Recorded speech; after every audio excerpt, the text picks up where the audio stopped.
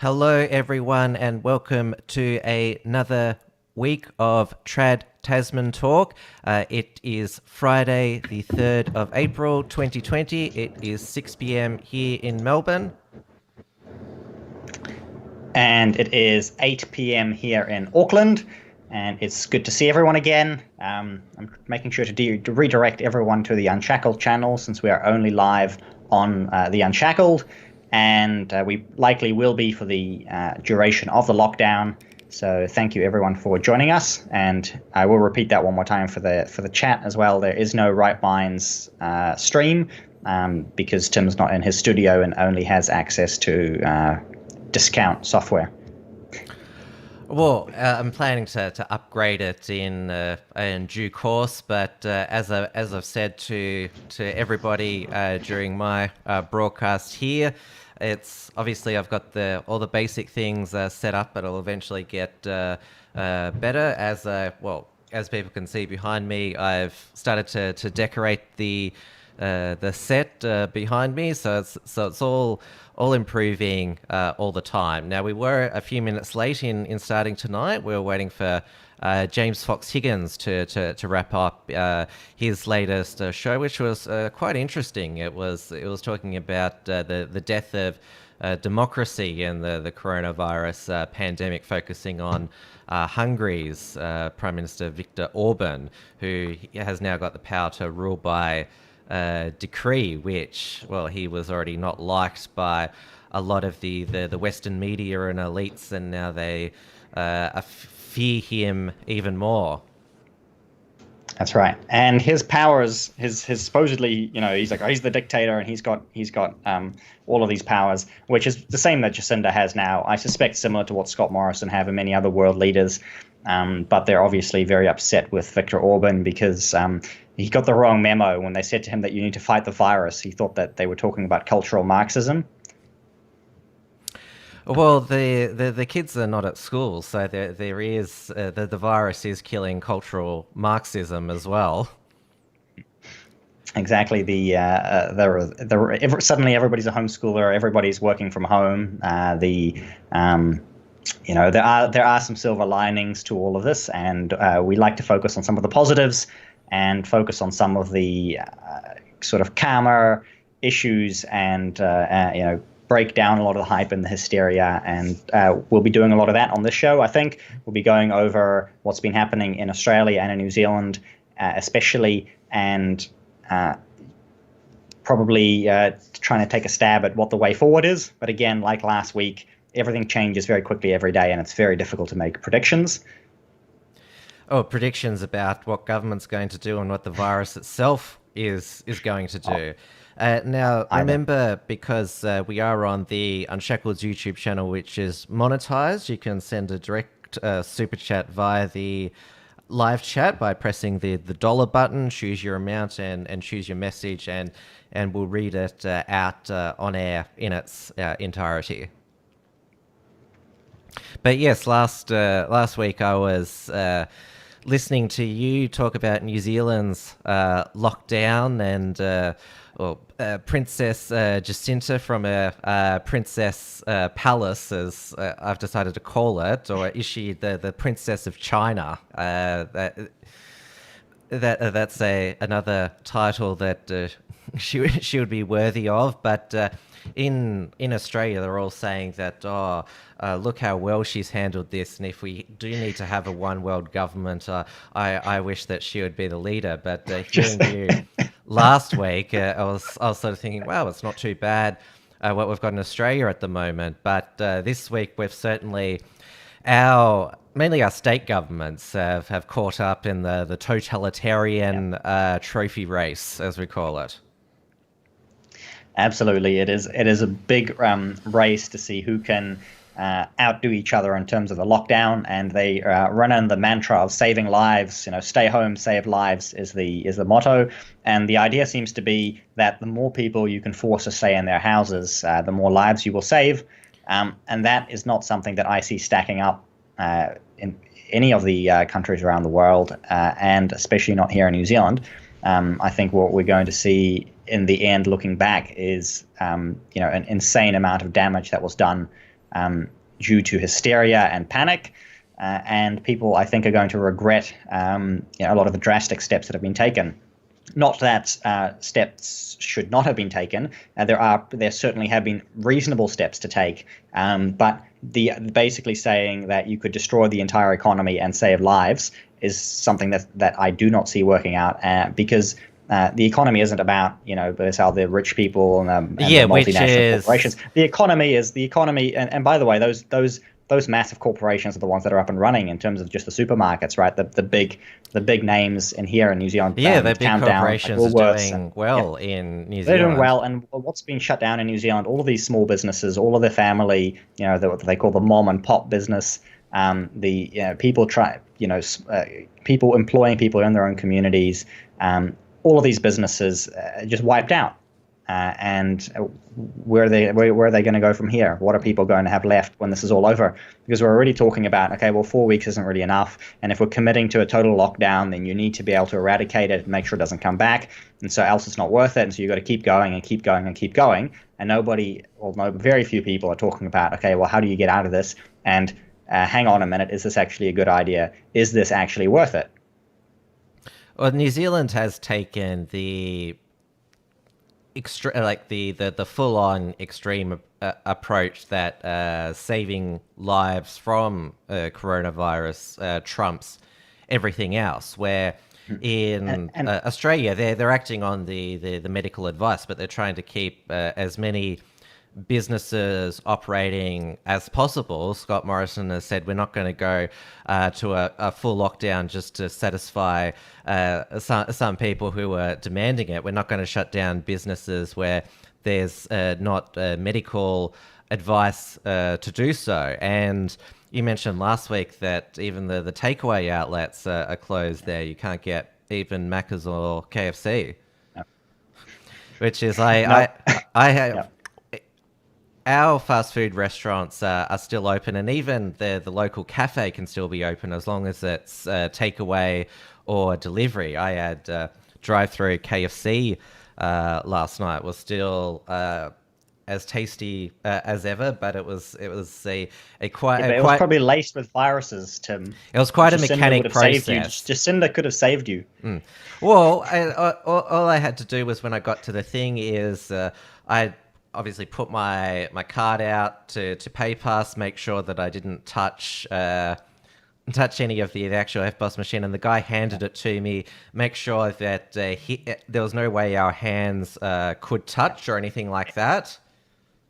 So even here, I have been out to a couple of places. I've had to swipe my card almost every time because the contactless payment systems in New Zealand are not very widely implemented, and so you're out there and everybody's standing in these lines, lining up, their socialist bread lines, and the wind's blowing in everyone's faces, and supposedly breathing is just simply breathing is passing around the virus. Now that's the latest.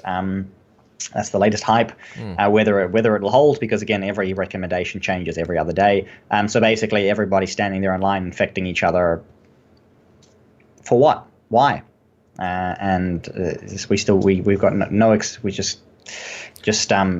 we the idea is we will do something. We'll do something, and then everyone will think that at least we did something, right? Yeah, at least we did something.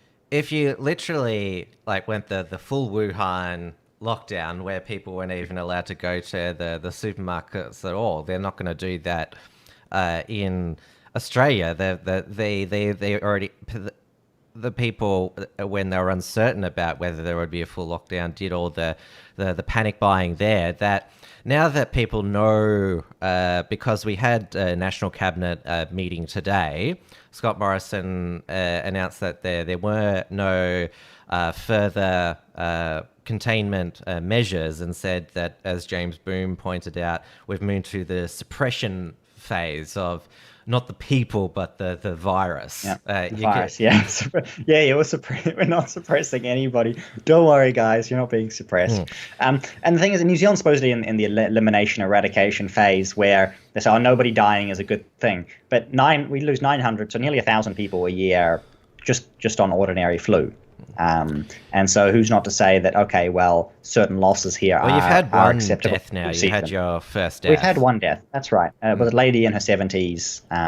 They say she had various issues. And that's the most likely outcome. That is, if you look at all of the countries, you look at all of the stats, it's the elderly people who catch all kinds of things and die. Yes, greater risk here with this with the pestilence here that's going around, but other than that, the approach that Jacinda has taken has been the Wuhan approach, which is saying, okay, Beijing has told us to copy their system because it worked to suppress the virus, but it hasn't. They lied, right? It's still there. Oh yeah, they still claim that they've only got 80,000 infections. So we're doing supposedly what they did, except we know that what they did is a lie.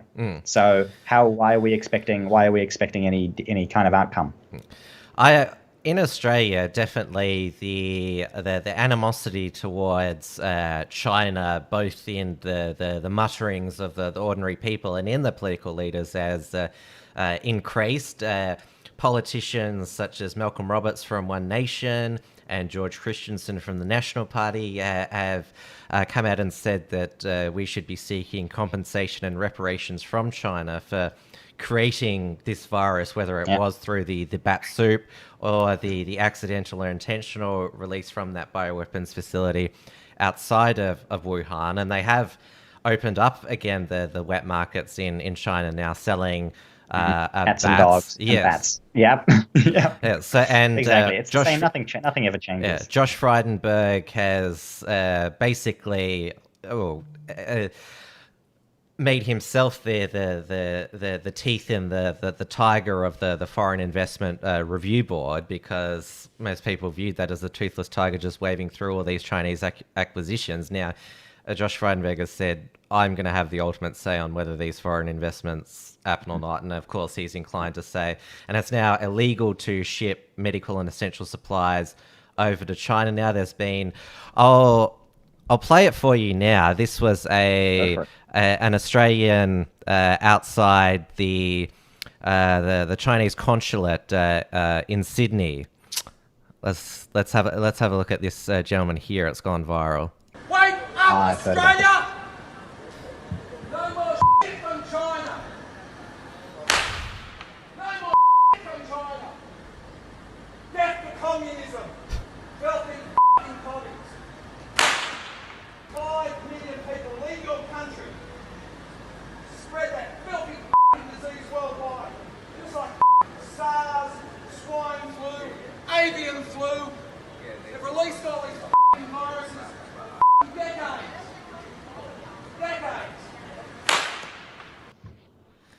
So there you go. There, people said he was like Indiana Jones. There, I thought he was more like Mick Taylor, the villain from the Wolf Creek movies, because he dealt with foreigners in Australia in quite an extreme way.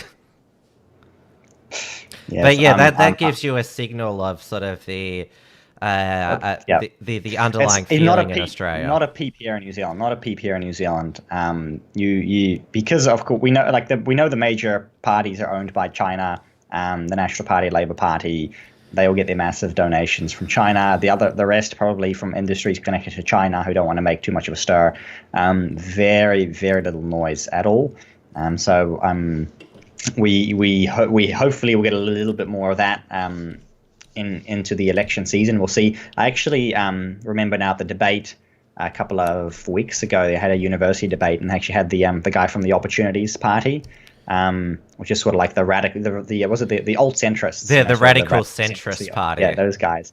Yeah, basically those guys. And he actually pointed the finger at the other side of the room where all of the establishment guys were sitting and said, we're going to do this without any money from China, from all the communist. He said the CCP, the Chinese Communist Party. Yeah. There was a state Labor MP in New South Wales, and you might remember that it was the state Labor Party New South Wales that accepted that $100,000 donation from that communist Chinese connected businessman in an Audi bag. So Can't make this stuff up. Yeah, so this MP, Shawakwet Mosul Main, he sparked controversy this week by saying China's President Xi Jinping had fought COVID-19 and contained it, describing the nation's response as emphatic and decisive. And he's been slapped down by the New South Wales Labor leader, Jody Mackay, who labelled the comments as inappropriate, which is... Well, that's putting it mildly, but at least she can condemn them. Inappropriate is sort of the diplomatic term for saying he's an idiot for doing that. Yeah, no, it's what our politicians have been up to instead has been rather pathetic. We've got a case today or yesterday where the health minister, David Clark, decided to go mountain biking. So he put his car up. Maybe you could show his car on the screen as well. He put his mountain bike into the back of his big van and with his face plastered all over it. And he drove down to the local mountain bike park, which apparently was not that far down the road. And then he was the only one there. He didn't think that was strange. He was mountain biking around, supposedly getting his exercise. And he's got his face on the car there. Yeah. So so supposedly you're not supposed to go outside. You're not supposed to do anything dangerous. Well, you are allowed to go outside, but you're not allowed to drive anywhere unless you are going to do something essential, like getting groceries or getting medical care. Those are the only two supposedly legitimate reasons to drive. And if you're going to do exercise, like biking around, walking around, you should do it locally without driving. He has since simply apologized for that. He just said sorry, basically, and life goes on. So sort of like the Stuart Robert apology. My bad. Yeah, my bad. Oops, I did an oopsie. And carried on. And then Jacinda has been holding her daily press conferences, or proclamations from the throne, as we've been calling them here. She didn't actually front up today. She sent some other fall guy to go and tell a sob story. Because she didn't want to deal with the questions of being asked about, her MPs doing things that she has ordered the common people. If Scott Morrison skipped a press conference after a national cabinet meeting, which I think meets about 3 times a week, there'd be massive questions. Though he has, unlike his response to the bushfires, he's been widely praised for his leadership during the pandemic. And Twitter has they came up during the bushfires with this nickname Scotty from marketing, but I actually think in this situation it's a strength for him, because part of marketing is public relations, and so he's sort of the national soother, trying to communicate the lockdown measures, trying to, because today what he did is talk about, because we have flattened the curve here.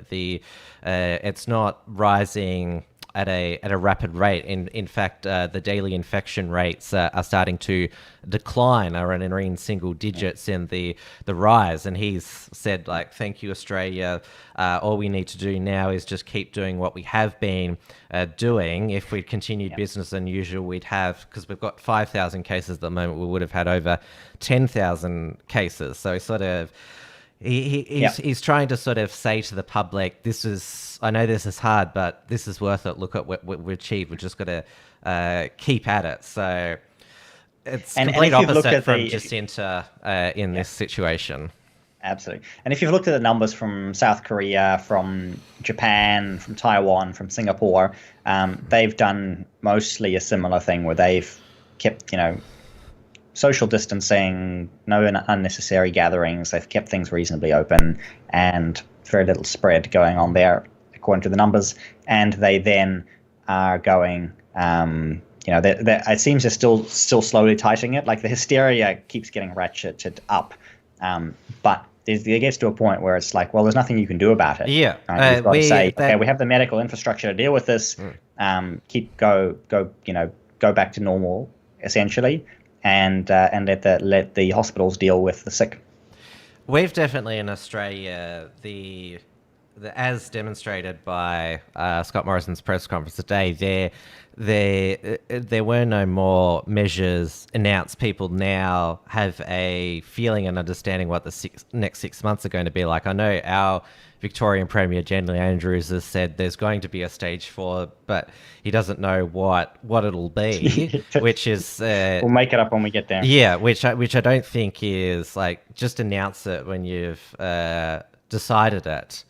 But I think what happened in New Zealand actually was I don't know if it was intentional, but people said, "Oh, this is great. Just announce the stages of where we need to go." But then there was a petition with tens of thousands of people signing it to say, "Oh, can we go straight to stage 4, please?" Like people were begging to go straight to the maximum measures that she had suggested because people got hyped up, panicked, had the fear instilled in them by the media, and they just begged for this now.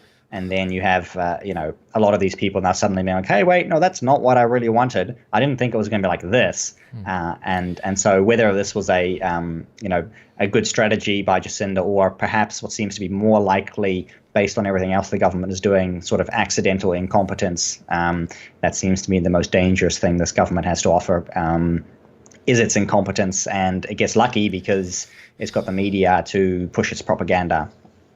Our media, well, they haven't liked Scott Morrison for a while, basically because he was a master at not answering their questions. If you didn't like a question, he'd say, "Oh, that's a bubble question," or "That's gossip," and that's why they went so hard after him during the bushfires, which is why Scott Morrison now is so keen to sort of be open to questions, to scrutiny and that, because he's had a hostile media and he knows that he needs not a compliant media, but he needs to satisfy the media's questions. So when they're relaying it to the public, they're not bashing him and causing more anxiety in the community, because the panic buying has stopped in Australia. The stock levels on the shelves are returning. There's now toilet paper in stores for sometimes more than half of the day.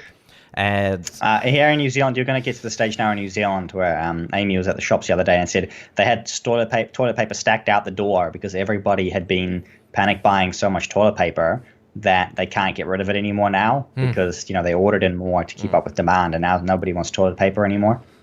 We'll see if that lasts or not, and it may vary from town to town.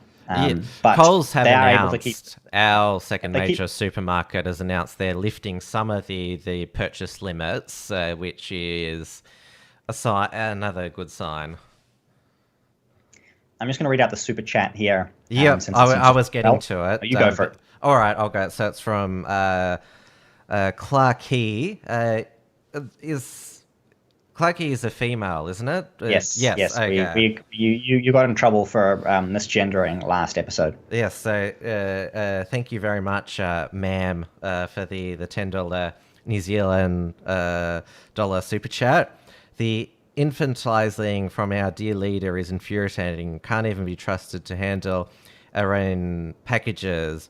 Butcher and veg shops can't even trade. So many blindly praising her show of strength. What's the packages that she's referring to?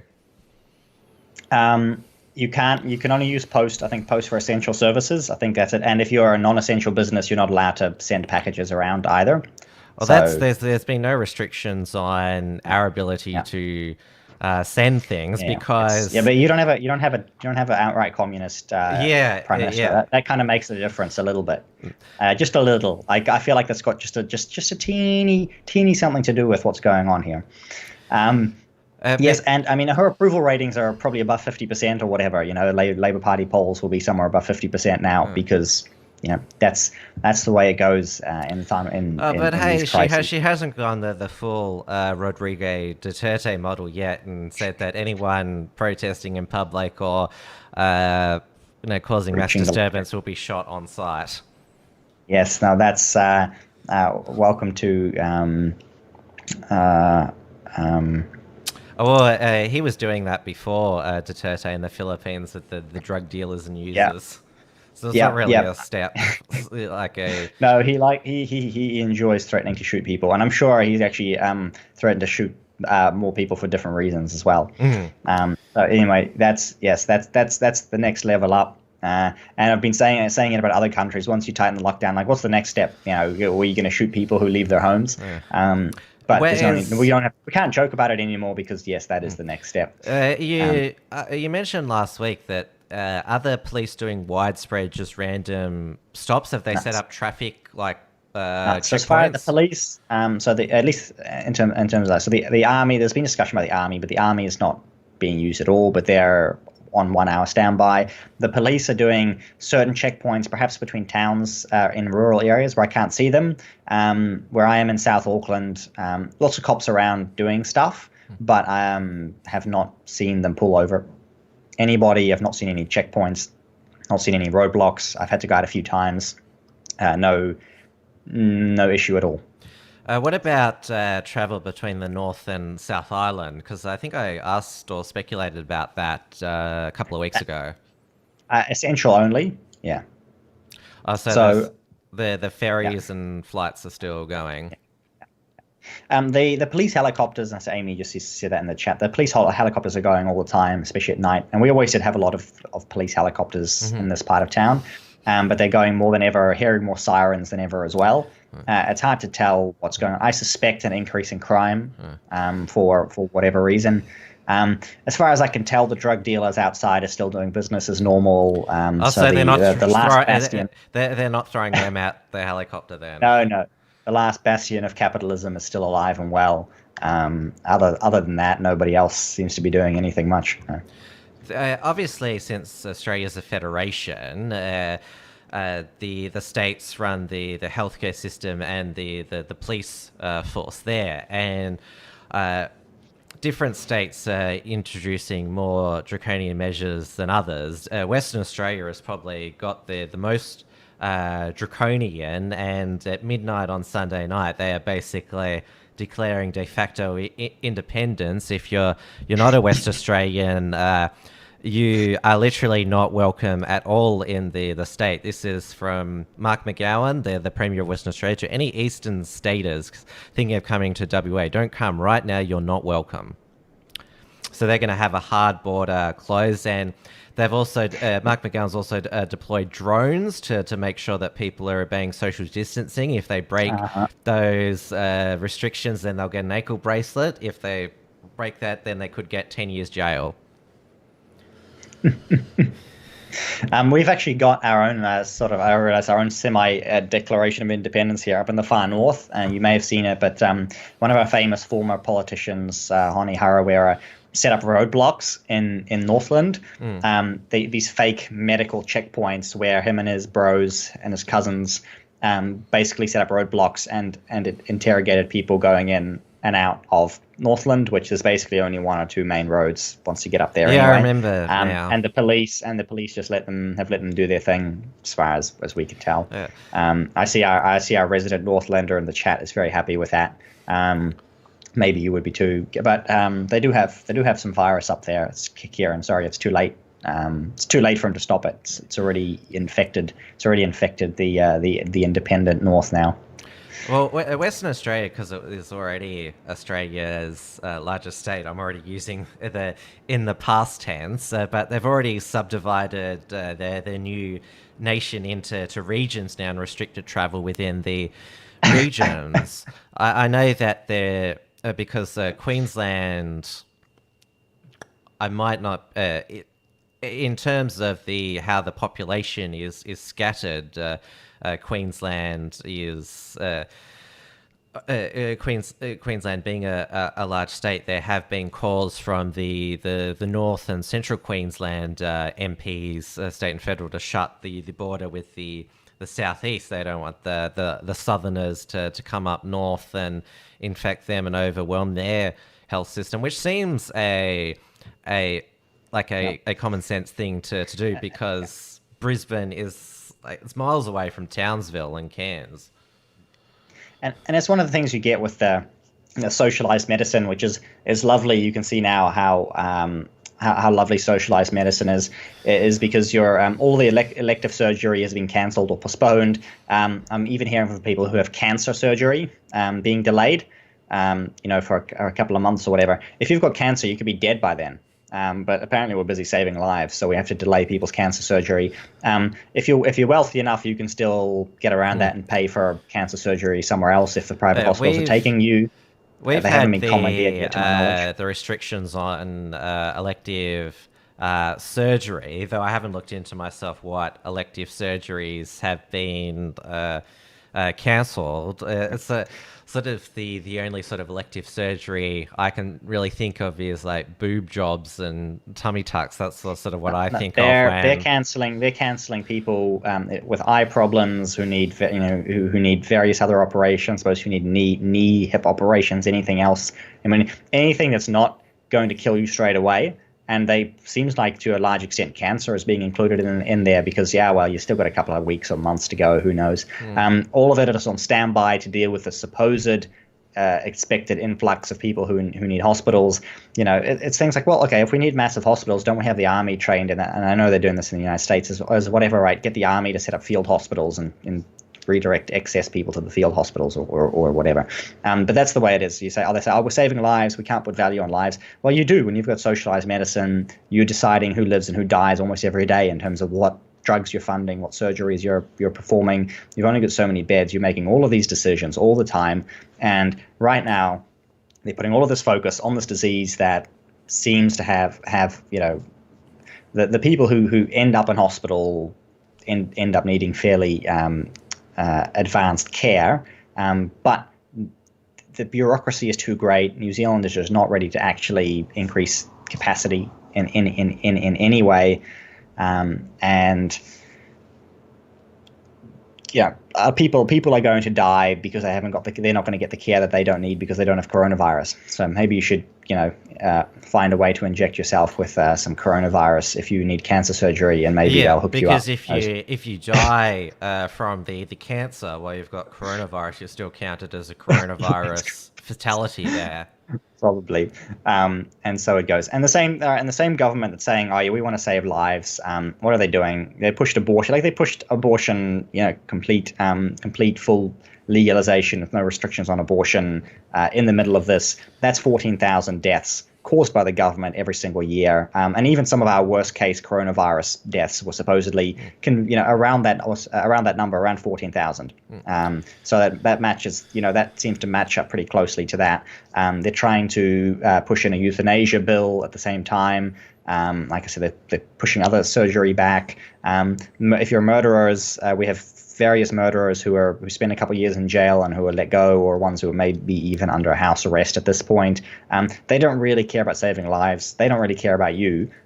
What they care about is the ratings, the re-elections, the clicks. They've got to be seen to be doing something, and they've got to keep somehow keep the system propped up and not overwhelmed. And that's probably, they're almost afraid this will overwhelm the system and make them look bad, and they can shovel things under the carpet that don't necessarily make them look so bad because they've got a bigger carrot to dangle around to distract people with. As I've said previously, it's different in Australia, given that the only state election we have coming up is Queensland in October. Victoria doesn't go to another election until 2022, New South Wales 2023. WA, they have got their state election in March 2021. That's maybe why McGowan is going so hard right now, because he's up for election in a year.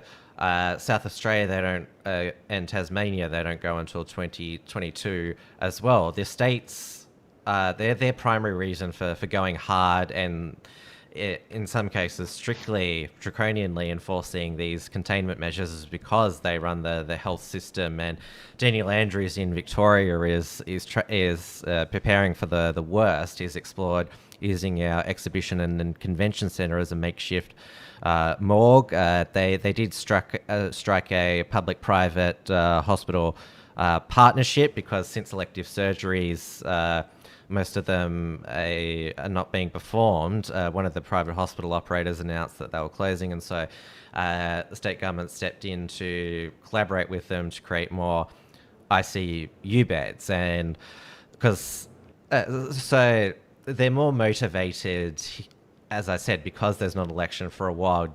They don't want to get swamped and have a breakdown in their health system. But it has led to the local police in Western Australia is the worst. New South Wales is probably a second.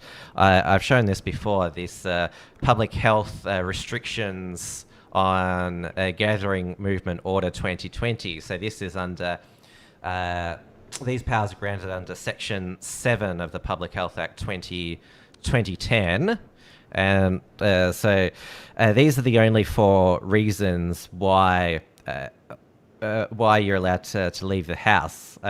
This is what the federal government has put forward, but it's up to the states how they want to enforce it. So this is how New South Wales has enforced it.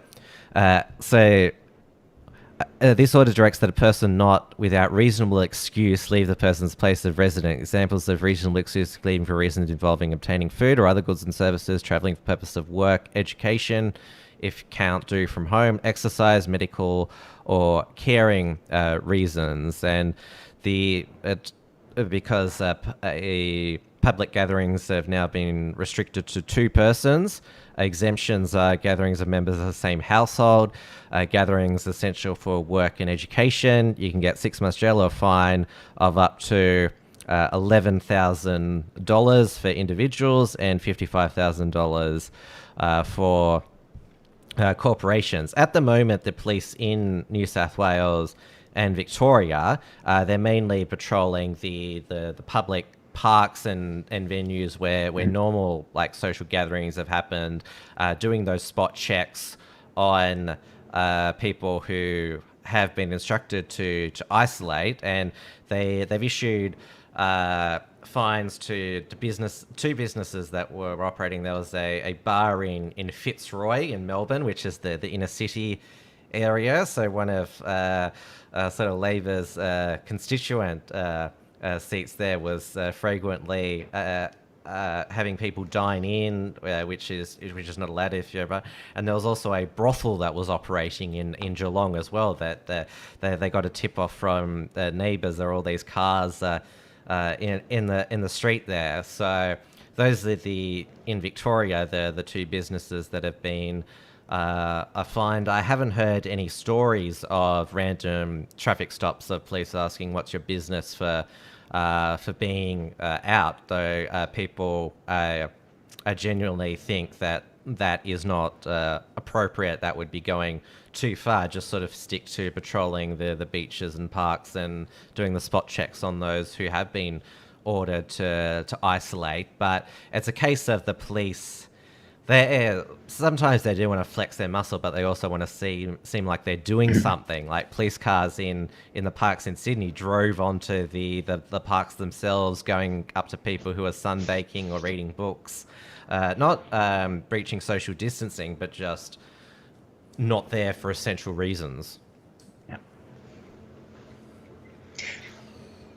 I've talked a bit about the New Zealand police sort of making up their own rules as they go along, closing down shops because they have the power to walk up to any shop and say, you've got to close. And so they have various greengrocers and other businesses that they've just walked up and said, you need to close now, you're gone. They pull up random people on the street after the minister, after the politician said, yes, it's fine to go drive to your local park to exercise. They pulled people over and said, no, you've got to go home now. You're not allowed to drive. The police seem to have gotten their way. They've just said, the police have just said, you can't leave your suburb. So even if you want to go shopping, you can't leave your suburb. And that's something that even though democracy has been completely suspended and Parliament is gone, they still have this committee that sits every day. And ACT MP David Seymour actually asked the police commissioner what the legal basis was for this statement. And he was told that he couldn't answer the question. He said, I can't answer the question. And that's the kind of stuff that's going on at the moment. Yeah. Well, the biggest mass outbreak in Australia has actually been caused by government incompetence. I'm not sure if I said last week, but the Ruby Princess cruise ship that was able to disembark in Sydney's harbour at Circular Quay on March 19th. 2,700 passengers were allowed to disembark, flow into the community without being tested for coronavirus, even though many of them had flu-like symptoms. 600 have been diagnosed with coronavirus, and 10 have died from the virus. And our national death toll at the moment is 26. As of 3 p.m. April 3. So that means that nearly half of the deaths from coronavirus in Australia is because there's been a blame game between New South Wales Health which is not and very useful. Australian Border Force about who let this happen. But you can just see that one error in government incompetence has contributed to so many deaths, and it's exposed a flaw in what everyone thought was our flawless border protection arrangements with the Australian Border Force. They don't have a biosecurity department or team, because that's why they weren't. That was the reason given why they weren't enforcing social distancing at Sydney Airport, even though that's where they are at customs, and that apparently. Somebody who asked them why enforcing social distancing is because we're border force, we're not biosecurity. So that's exposed that if you are going to have a border force, biosecurity is obviously an essential part of it. But here in New Zealand, we have apparently some of the best biosecurity in the world, but the rule has been to let everyone back into the country for weeks and weeks and weeks on end, and still ongoing. People still able to come back in, which, in a sense, you can't or shouldn't stop your citizens from coming back. You've got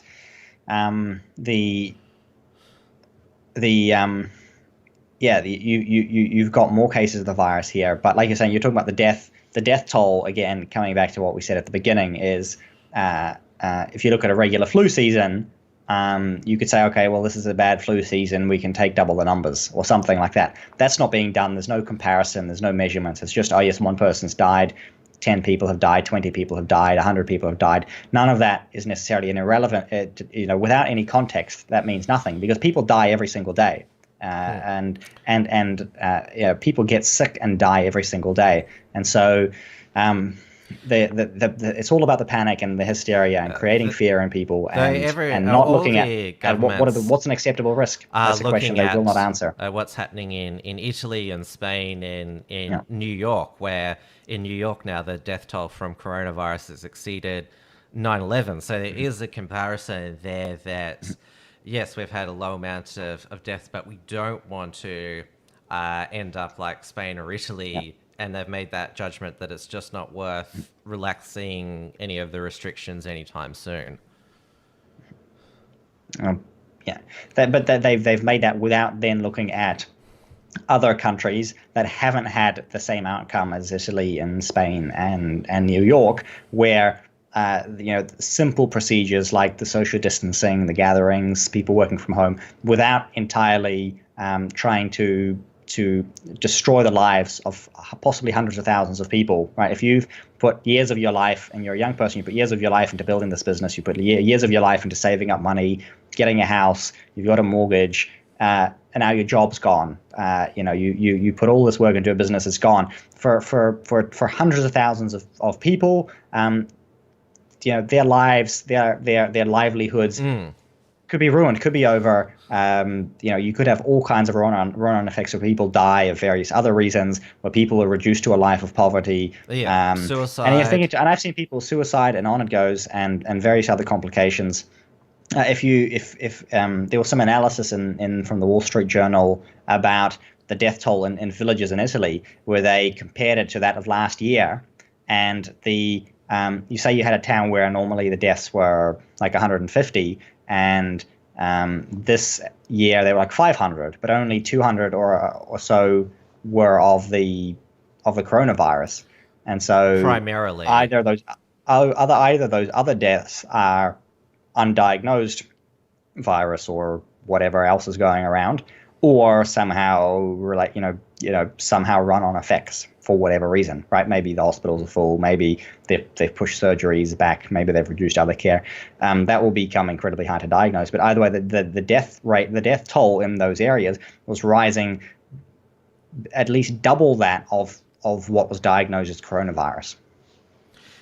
George Orwell in the chat has said, best way to protect a country, give everyone a gun. Well, that's not what's been happening in the Australian states ruled by Labor. So Victoria, Queensland, Western Australia, they've shut down gun shops because they've been alarmed at the surge in gun sales and permits to acquire because they probably fear that law-abiding firearm owners, key word in there, law-abiding, they're scared they might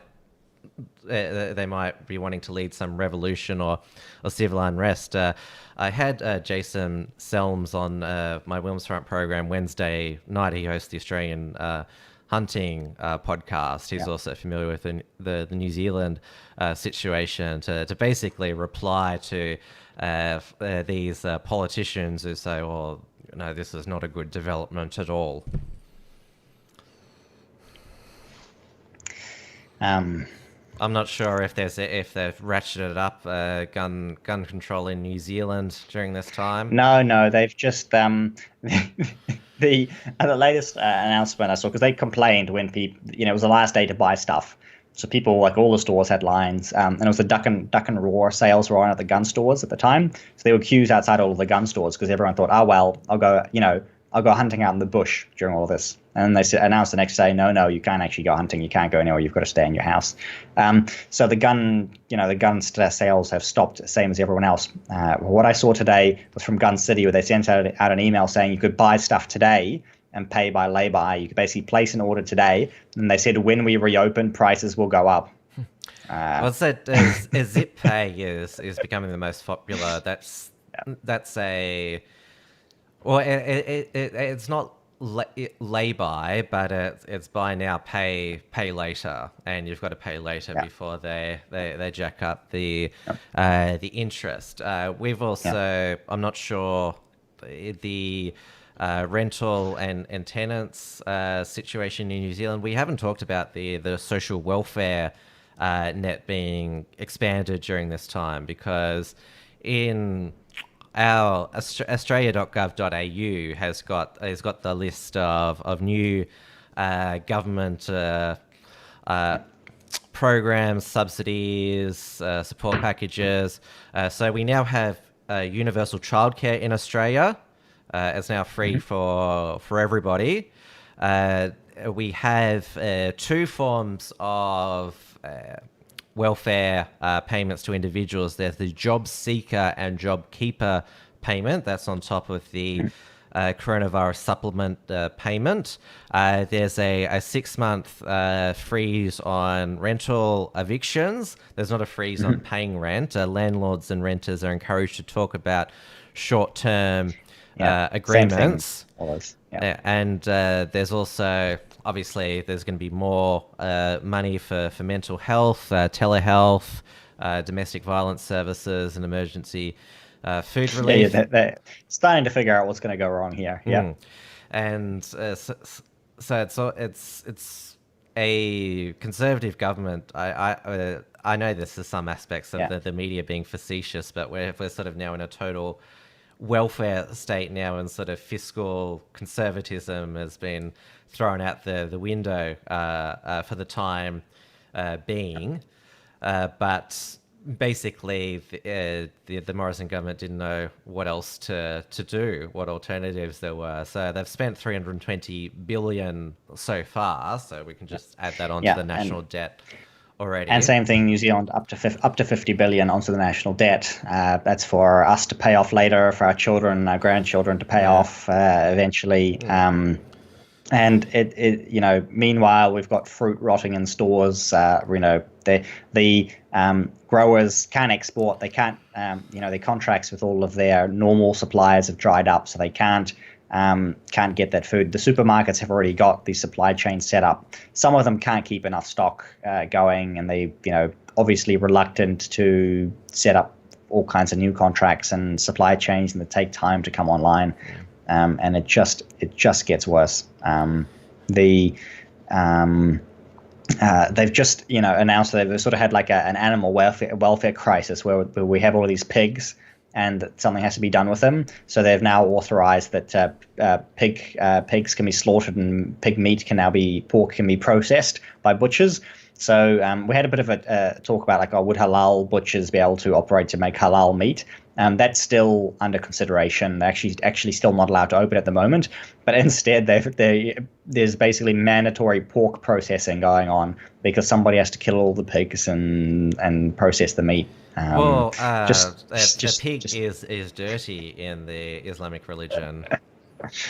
Yes, I know, but the halal butchers won't be touching those. Yeah, so would they be eating? If there was no other meat left in the supermarket, was it pork, ham, and bacon? Got to go vegan. Sorry, that's the I think that's the deal. I mean, all the meat in the supermarket that's not pork is halal anyway, and sometimes they try and sort of do the halal certification on companies that do pork as well. So theoretically, you've got your halal certified pork, which is a possibility to get, but a good Muslim would never buy that, I think. We have had some positive casualties, maybe, especially since we're getting close to having to wrap up the show. Bauer Media, print company, is gone. They printed all of these wonderful magazines like Women's Weekly and these places where Jacinda could get her face on the cover of, and they've now shut up shop. Apparently, this was the final nail in the coffin. They'd been in some financial trouble. They'd then been forbidden to print. They couldn't send the magazines to anyone. All the advertising had dried up, and they completely shut their doors. And we have in Australia, Bauer Media. They bought Kerry Packer's, who used to own the Nine Network, ACP, his old magazine business, and they were in the process of buying the Seven Networks, Pacific magazines. So they were basically going to have an entire monopoly on Australia's magazine business, even though Bauer have shut down a few of our most iconic titles, such as Clio magazine. But of course, magazines are dying a slow death, and obviously dying anyway. Yeah, carrying germs. Then obviously people are not going to touch them as much. But they were the most reliable source of fake news for many years. Yeah, and so it's good to see them go out of business. Some of the media are actually taking 15% pay cuts, which is what they deserve. They're the ones who pushed, they got greedy, pushing for clicks with all the hysteria. So some of these journalists getting laid off. I've heard a good number of journalist staff are being sent home, probably, sadly, mostly just in their advertising departments. And we could end up, after this is all over, with one giant media propaganda organization where all of the rest all go bust. And what we're left with is just the government, the official Pravda arm of the government. So that would be quite interesting and kind of funny. I would enjoy that, I think. Got to see a silver lining. No sort of media financial trouble during this time in Australia. But all of your companies can keep running, so they can keep advertising. Yes. Right, nobody's run on they run on clicks, but the clicks need advertising dollars, and so they can't keep going. A lot of our publications now do have hybrid advertising subscription models. For example, most News Corp online newspapers, they have paywalls. I think the Nine newspapers, which own stuff in New Zealand, they have, 30 free articles. I think they've actually reduced to 5 articles now. Same with a Financial Review. So I know that The Guardian has been asking their readers for money for many years. now. So I think that's why they're doing better than yours. The main talk of bailouts in Australia has been, well, our second airline, Virgin, because they've abandoned New Zealand altogether now. They're gone. So because a lot of people are fearing Australia becoming a airline monopoly again with Qantas, but I don't get. So you don't want a monopoly, so you're going to bail out a private company. Yes, we can do the maths on that one. There's no logic in hardly any of this. It is a case of the the supposed facts keep changing every single day, and we're locked into this plan that they're going to keep marching on, and we will see what they have in store for us at the end. It will be interesting to see what New Zealand looks like when we come out of this. Somebody did say early on in the show that normal, we're not going back to normal, and that's for sure. There won't be normal as we used to have normal. But we'll see. If we do end up having an election, who knows? Who knows what New could Zealand, happen? And they'll try to go back to normal. Particularly with their relationship with China, but that's definitely not going to be the case in Australia. Well, that's good. There's and even just seeing some of the MPs. I think we've got one more example. Time for one more example. If you've got the tweet that I put in there of Michael Wood, he has said. Going back to the greengrocers again at the beginning, and I think this sums up the attitude of the government well, and you can sort of wrap up with this. This was when was this? It was about 4. This was actually about 4 days ago when they started shutting down the greengrocers. He says, if you are a local fruit and veggie store who is organising your customers to lobby your MP to be able to stay open, I have to advise you that you have not read the tea leaves well, no matter how beloved and convenient you are. So there you go. Good. If you're beloved and convenient, you can eat cake. Yes. Thanks, arsehole. Basically, and that is the attitude of the government that we have, of our rulers and our politicians. And I said early on in the show, so they talk about saving lives. They don't really care about people's lives. They care about looking good. In the end, the banks are going to be okay. The multinational corporations are going to be okay. The rich people are going to be okay because they're going to have fun buying up all of the the cheap houses from people whose mortgages fall through. Even though, we do have a 6 months mortgage holiday, but what's if everything's back open in 6 months, how many people are still going to be unemployed? We've gone from 4% unemployment to at least double digits now. Based on what I've seen from some other countries, we're going to be at 20% unemployment or possibly higher. If you've got a 20% collapse in house prices as well, you're going to see massive mortgage sales. You're going to see massive amounts of people on the dole. And now, of course, the communist government is going into their end game where they're proposing a UBI. So they want a universal basic income, and they want to, for some reason, it's the case of we don't know how communists true communism has never been tried before, and Jacinda is going to show us how it works, because that's the only end game. That's their only end game. Their only strategy is basically, let's try communism again because why not?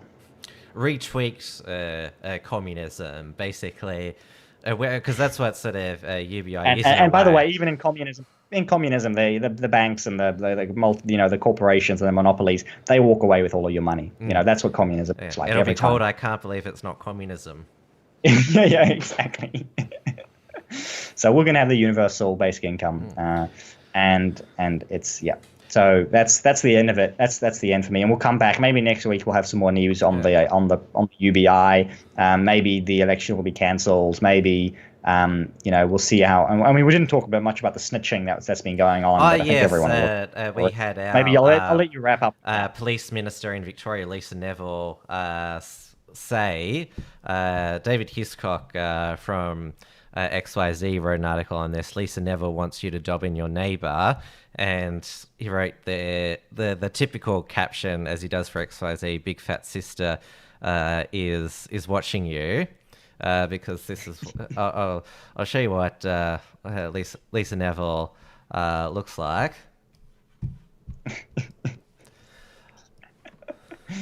Yep. So I see the chat has caught on to the bonking ban. They know where you're going.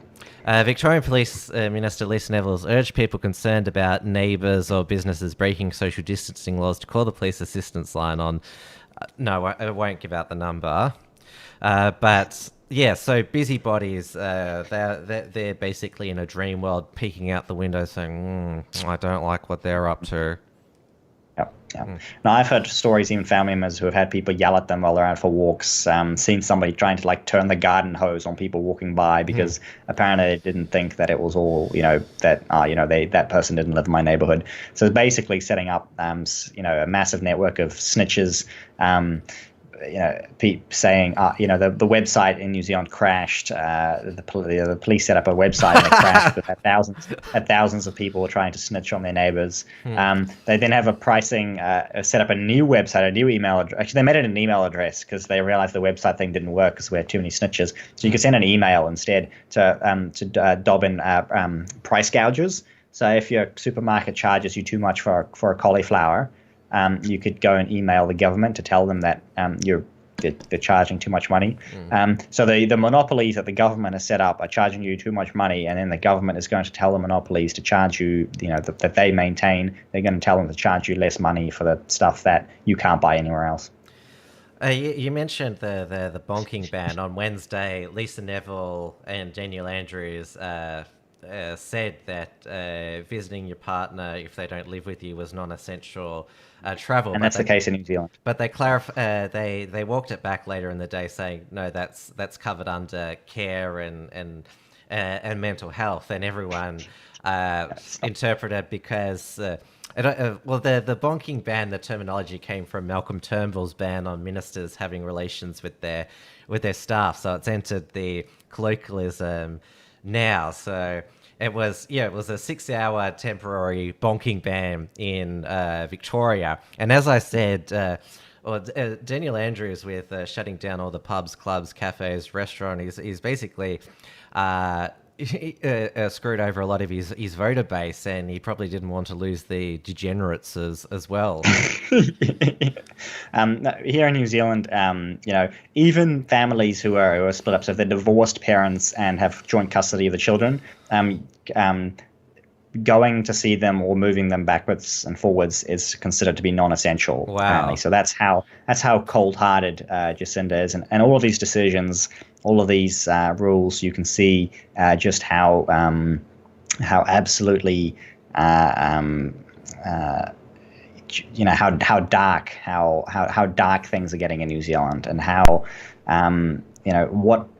how we walk away from this, I don't know at this point. Like we said at the beginning of the show, making predictions, everything changes every day. You can't really make any predictions. But I'm wondering how long it will take before people catch on, if people catch on to what's going on, and just how do you walk away from this? And it's going to hurt a lot. And of course, the poorer people are the ones who are going to suffer the most, and people who can afford to work at home, people who've got good job security, people who work for the government maybe, they're all set for now. Because and they're not if you're living paycheck, a pay cut, the public exactly. servants. No, they're definitely not taking a pay cut. And if you're living paycheck to paycheck, if you're reliant on, an actual productive job that makes something useful, you're currently in big trouble, and there's a lot of question marks out there. And at some point, the magic printing presses and the borrowing money from China is going to run out, or someone's going to come knocking on the door asking to pay up, and that's when all of the fun stops. Well, the show ends. I have the same feeling that I did last week. It's not so bad here in Australia, given what's happening in New Zealand. I need to find a way to talk up New Zealand, but it's hard at this point. So the trophy definitely resides in New Zealand. The Totalitarianism Trophy. Yep. So we basically just copied China. We copied, like we said right at the beginning of the show, we basically copied China. Jacinda got the orders from, got the instructions from Beijing. Oh, just do this, just take these steps and you'll be fine. That's how we got rid of the virus. That seems to be essentially where we're at. And who knows, if we're back next week, we'll talk about what's happened and how things are tracking. Currently, things are not tracking super well. And it absolutely, the supposed cure is looking far worse than the disease, and it's going to be in the end a case of the doctor walking away saying the operation was a success, but the patient is dead. Well, I'm so glad then that New Zealand never joined the Australian Federation, like the Constitution says. Well, yeah, that'll be our loophole to get out of this. We'll have to invoke. Yeah, but Jacinda's not becoming the prime minister like the Twitter lefties want. No. We'll be just we'll come begging if we can join and just sit at the bottom of the Australian totem pole. Who knows? I don't want to end on a negative note, and I do think there is going to be a positive way out, and I want to, would like some white pills that I don't really have at this point, but I think they will come. They will come, right? The night is always darkest before the dawn, and so people need to see how dark things are, and they need to wake up to what's going on. And for a lot of people, that's going to involve feeling some pain. And currently, there's no pain, right? Everyone's in kind of a honeymoon phase where they're at home, enjoying, still enjoying the time off. Maybe they're not feeling any pinch in their wallets, and that's what I think is still ahead of us. People are going to stop and think, hey, hang on a minute. My business is gone. I've got no job, and was this really worth it? Oh, well, as we've both said, we don't know what's going to happen in 1 week, let alone the next 6 months. But stay safe, Dieuwe, not just from coronavirus, but from Jacinta as well. It's okay. Well, they can't raid me again, can they? Yeah. Don't answer that. Yes. Thank you, everyone, for tuning in. We'll see you next week. I hope you enjoyed the show. I see the magic watching number on YouTube has been higher. We had a big audience tonight, and so I know that we on our Uncockables and Wilmsfront shows the average audience had been down, but last night Uncockables was back up to its heights. So clearly, sort of whatever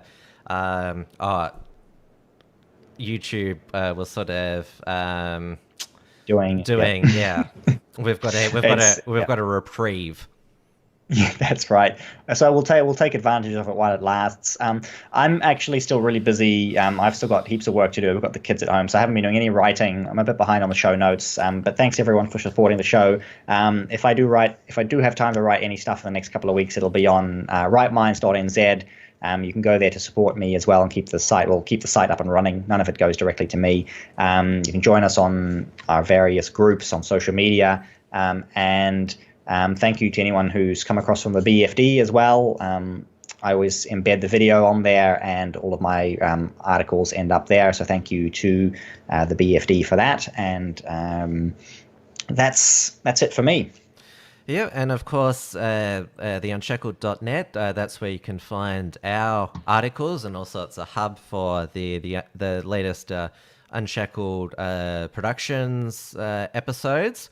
And of course, my show, Wilmsfront, will be back next week to its regular nights, Mondays, 7 p.m, and Wednesdays, 7 p.m. Melbourne time on Tim Wilm's YouTube channel. And of course, you can check out the archive and my own social media links at timwilms.com. I've already got my guests lined up for next week. I'll be speaking with the operator of SJW Central channel on YouTube, because they are based in Tel Aviv, Israel, which also has quite strict containment measures and lockdowns. So I'm going to be interviewing them, because Israel is sort of at the same infection rate and death total as Australia. So it'd be good. It'll make a good comparison. And I've also just done a pre-record just before with Dr. Tanvir Ahmed, who's a psychiatrist, a regular commentator in the Australian media, in the Australian Financial Review, and on Sky News, in my view, just about the mental health aspects of the coronavirus containment measures. And the Uncockables will be back to twice a week. It's Tuesday and Thursday, 8:30 p.m. Melbourne time on its YouTube channel. And then, of course, we end it all back here again next week for Trad Tasman Talk. So plenty being produced on this end. So have a good weekend, everybody, and I'll see you again on Monday. Good night, everyone. I will see you next Friday. Yep. Good night. Thanks for watching.